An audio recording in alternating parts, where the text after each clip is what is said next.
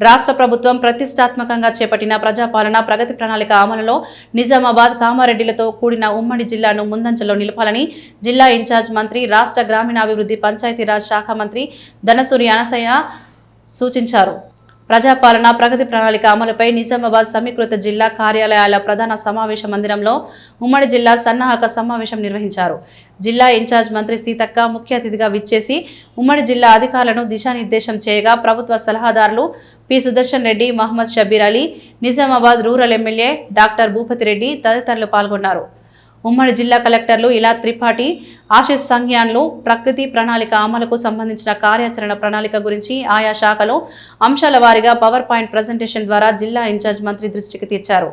ఈ సందర్భంగా ఉమ్మడి జిల్లా ఇన్ఛార్జ్ మంత్రి సీతక్క మాట్లాడుతూ పల్లెలు, పట్టణాల సమగ్ర అభివృద్ధి కోసం ప్రజలకు మరింత మెరుగైన సేవలు అందించేందుకు వీలుగా ప్రభుత్వం ఆయా శాఖల వారీగా పరిసరాల పరిశుభ్రత, ప్రభుత్వ ఆఫీసులో పెండింగ్ ఫైళ్ల క్లియరెన్స్, ఆరోగ్యం, అలైవ్ సంక్షేమం, పిల్లల భద్రత, డ్రగ్స్ కి అడ్డుకట్ట, రైతు సంక్షేమం, వ్యవసాయం, విద్య, యువత, క్రీడలు, మహిళలు, పర్యావరణం అంశాలలో నిర్దేశ లక్ష్యం మేరకు ప్రభుత్వ అభిమతానికి అనుగుణంగా విజయవంతం అయ్యేలా కృషి చేయాలన్నారు.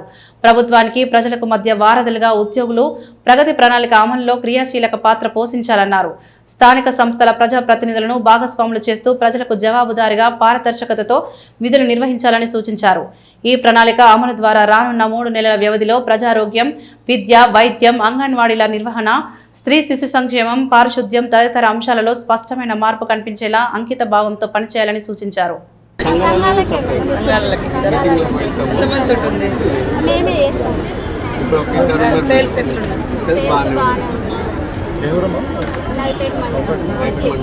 మీరందరూ సక్సెస్ స్టోరీస్ చెప్పాలి.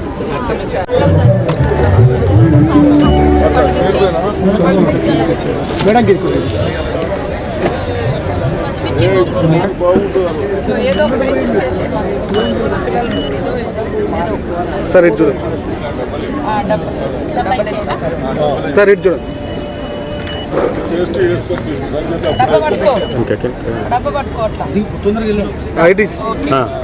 సార్ ఇటు చూడండి.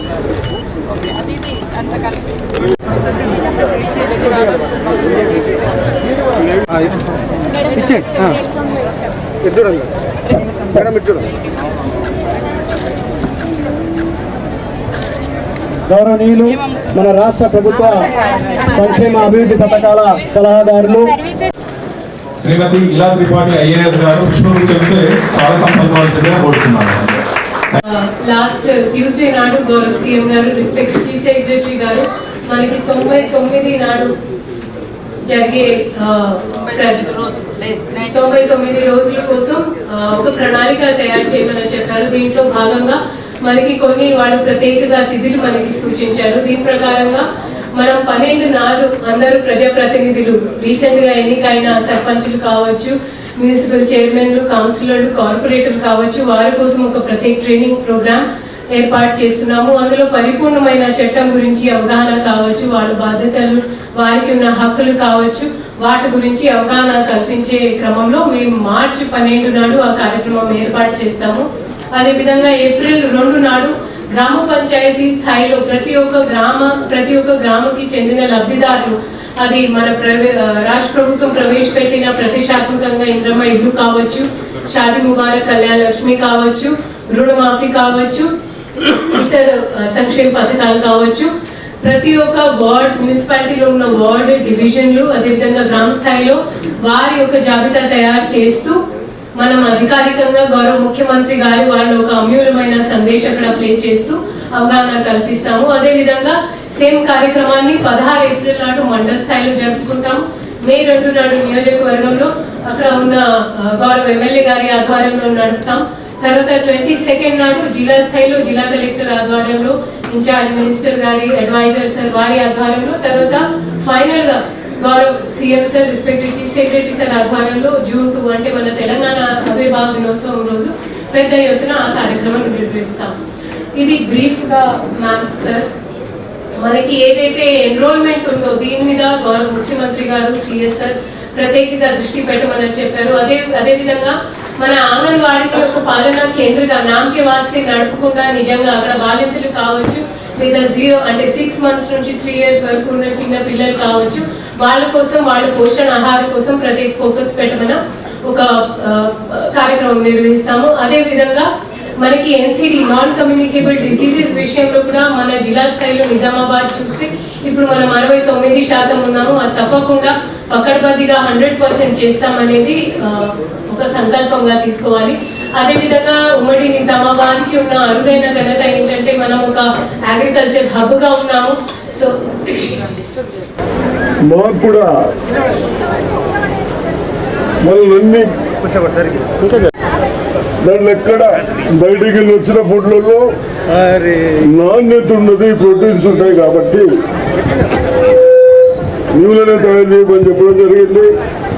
మరి సీతక్క గారు మాకు కన్సల్ట్ డిపార్ట్మెంట్ కూడా బాగా ఇచ్చారు కాబట్టి అన్ని విధాలు ఆలోచించుకుంటూ మన పిల్లలకు కూడా ఇంతకుముందు ఎప్పుడు కూడా చేయని విధంగా స్కూళ్ళల్లో ఫుడ్ ఇచ్చడానికి కానీ నాణ్యతమైన ఫుడ్ ఇవ్వడానికి ప్రయత్నం చేస్తూ ఉన్నాను. కాబట్టి నేను ఎక్కువ మాట్లాడకుండా అధికారులు దయచేసి వీళ్ళు ఏదైతే పనిచేస్తూ ఉన్నారో దాన్ని ఏదైనా లేకుంటే సూచనలు ఇవ్వండి. దాన్ని ఎట్లాగూ మన కొరకు ఇలా చేసి ఇలా చేయకు, ఇది బాగుంటే ఇంకోటి బాగుంటుందన్న విధానాలు చెప్పి తప్పనిసరిగా అది సెల్ చేయడానికి ప్రయత్నించాలని చెప్తూ ఈ అవకాశం ఇచ్చిన నా అక్కలు చెల్లెలకు అందరికీ నమస్కారం. ఈరోజు మన నిజామాబాద్ జిల్లాలో సరస్ పైర్ మీద మరి సర్ప వాళ్ళు నాబార్డ్ వాళ్ళు కలిసి ఇక్కడ మరి మన హోమ్ మేడ్ కానీ ఇంకా ఇంట్లో తయారు చేసాయి కానీ కుట్టు వస్తువులు కానీ ఇంకా అన్ని హ్యాండ్ మేడ్ మొత్తం కూడా ఇక్కడ షాపులు పెట్టి మరి ఈ కార్యక్రమానికి వాళ్ళందరూ కూడా పేరు పేరున నాకు నమస్కారాలు. చాలా సంతోషం. మీకు అందరూ కూడా తెలుసు, గత 2 సంవత్సరాల నుండి మరి రేవంత్ రెడ్డి గారు ముఖ్యమంత్రి అయిన తర్వాత మనము ప్రజాపాలన ఇందిరమ్మ రాజ్యంలో మరి మహిళలకు పెద్దపీట వేస్తా ఉన్నాం. మహిళలకు పెద్దపీట వేయడం అని అంటే మాటల్లో కాదు. ఇవాళ మనము దగ్గర 20,000 కోట్ల రూపాయలు ప్రతి సంవత్సరం బ్యాంకు నుండి రుణాలు తీసుకొని మీకు వడ్డీ లేని రుణాలు ఇచ్చి మీకు సెల్ఫ్గా ఏదైనా మీ ఇష్టం ఉన్న బిజినెస్ చేసుకోండి. మరి ఆ బిజినెస్ కూడా ఇంత ముందులాగా పాల వ్యాపారమో మరి కోళ్ళ వ్యాపారమో కాకుండా మీరు ఏదంటే అది చేసుకోవచ్చు అని చెప్పి అంటే సోలార్ విద్యుత్ తయారు చేసుకోవచ్చు, పెట్రోల్ బంకులు పెట్టుకోవచ్చు, గిడంగులు పెట్టుకోవచ్చు. ఇవాళ మనం వరి కొనుగోలు కేంద్రాలు కూడా మనం ఐకేపీ వాళ్ళకి ఇచ్చి మరి వరి ప్రొక్యూర్మెంట్ కూడా ఇస్తున్నాము. మీకు అది కూడా అన్ని మీకు ఇష్టం ఉన్నది బిజినెస్ చేసుకోవచ్చు.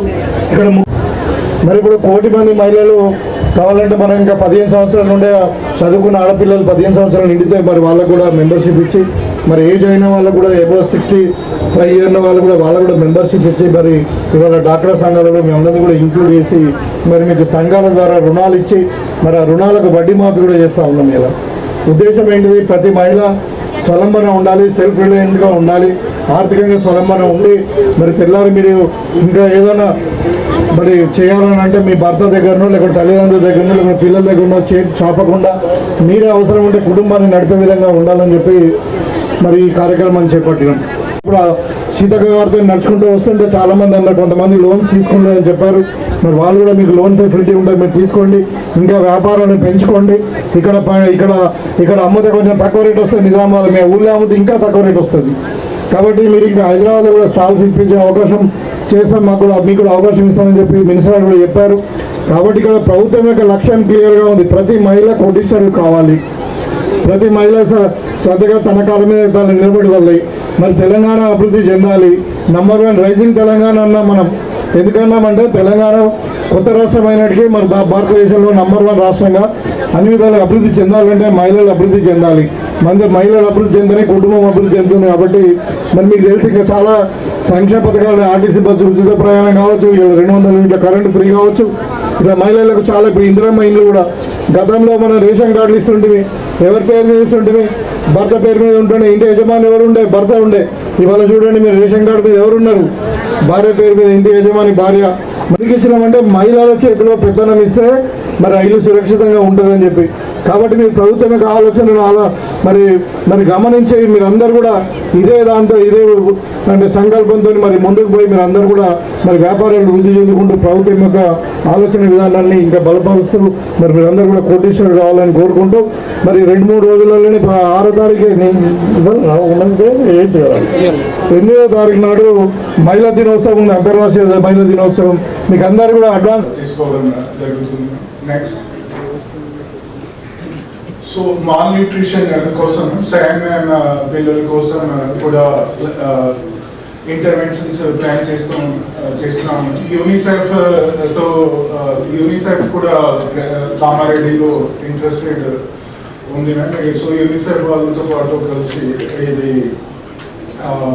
ఈ ప్రోగ్రామ్ ప్లాన్ చేస్తున్నాము. అండ్ SAMM కోసం ప్రతి జీపీలో sarpanch and other influential persons తో కోఆర్డినేట్ చేసి ప్రతి SAMM పిల్లల్ని ఒక పర్సన్ తో అటాచ్ మ్యాపింగ్ కూడా చేస్తున్నాము. అండ్ ఇది వాళ్ళకి బాధ్యత ఇస్తున్నాము, వాళ్ళు మా న్యూట్రిషన్ ఈ పిల్లల హెల్త్ చూడాలి, డైలీ మానిటరింగ్ చేయాలి. అండ్ ఈ SAMM పిల్లల్ని నార్మల్ పిల్లలాగా తీసుకురావాలి. నెక్స్ట్ 2 కలెక్టర్స్ వారి ఆధ్వర్యంలో ఈ యొక్క సమావేశం నిర్వహించాలని మరి మన ముఖ్యమంత్రి గారు మాకు కలెక్టర్స్ను అదేవిధంగా వివిధ శాఖల సెక్రటరీస్ మినిస్టర్స్తో 3వ తారీఖు నాడు హైదరాబాద్లో సెక్రటేరియట్లో మీటింగ్ పెట్టడం జరిగింది.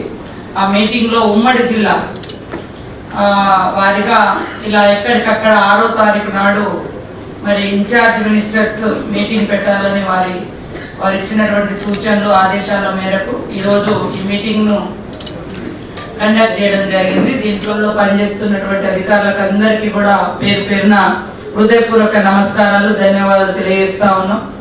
మా ప్రభుత్వం వచ్చిన తర్వాత వాస్తవానికి 1-2 months మాత్రమే సర్పంచెస్ కానీ మరి పట్టణాలలో మేయర్స్ కానీ లేదా చైర్పర్సన్స్ కానీ ఉండే.